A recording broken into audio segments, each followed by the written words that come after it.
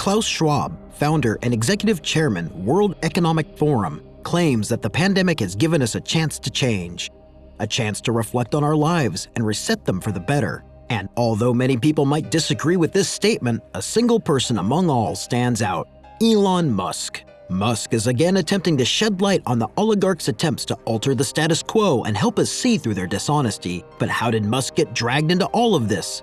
And who among both of these men is right? Let's find out. For its annual update, the S&P 500 removed Tesla from its ESG index. According to it, Tesla does not have a low-carbon strategy or ethical business practices in place. The statement also claimed that Tesla's California factory in Fremont was a hostile environment for minorities and that the company had engaged in racial discrimination.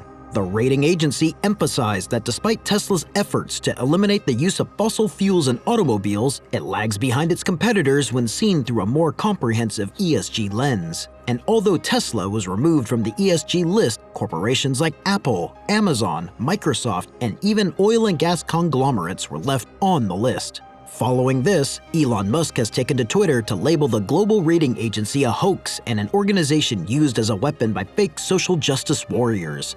Many individuals now think it's too late to avoid getting sucked into the World Economic Forum's orbit by the oligarchs who control it. They are the most powerful people in the world's economies and governments, and they believe they are the chosen ones who must save the rest of us from ourselves. They purchase the information and knowledge necessary to control the world's levers by purchasing powerful institutions like the United Nations, the World Health Organization, the National Institutes of Health, NATO, and so on. The United Nations has become a public-private partnership that gives multinational businesses a voice in world affairs. Great reset. Great reset.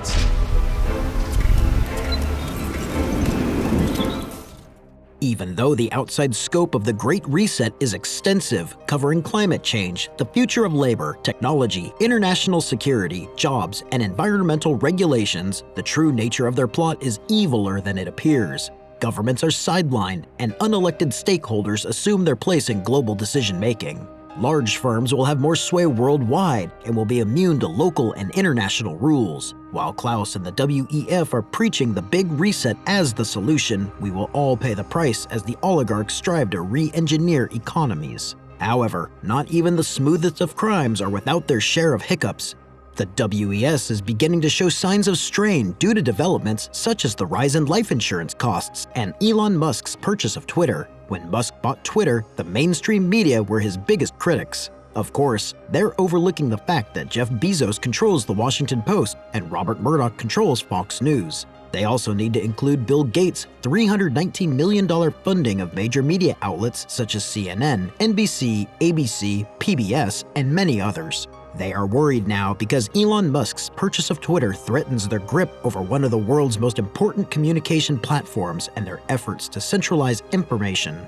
All the laws that have been buried under a mountain of misinformation will eventually be uncovered thanks to the acquisition. Influence and power in government are being furthered as more people become aware of a fake pandemic and a major resetting. The mainstream media has also tried to rope Musk in as a WEF extremist and sociopath. However, he is anything but that. People with sociopathy are talented, well-liked, popular, charismatic, and able to deceive anyone from the general public to law enforcement agents.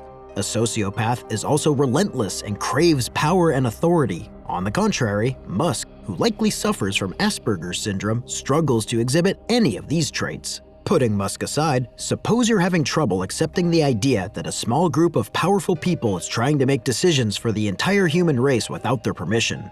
In this case, it might help to know that many of today's rising world leaders and young opinion formers see themselves in Klaus Schwab, the World Economic Forum, and its agenda. Like a villain outlining his grand scheme, Schwab boasted that the youthful leaders of today, like Prime Minister Trudeau and many others, are a source of national pride. Leading attorneys like Rainer Fulmick, however, have amassed thousands of pieces of scientific evidence demonstrating Schwab and the WEF's crimes against humanity, like the pandemic lockdown, which was meant only for driving out small businesses and leveling the field for the big ones. Nevertheless, Schwab continues to serve as head of one of the world's most powerful organizations. When mainstream media tries to convince you that Elon Musk's purchase of Twitter is evil and accuses his other ventures of serious crimes, remember that these were the same news outlets that sided with the corporate world, informing the public that vaccines were safe with no severe side effects like a heart attack. These same media outlets, sponsored by Bill Gates, pushed remdesivir as the leading cure for COVID-19, not even considering its failed test trials and the reports of an expert panel.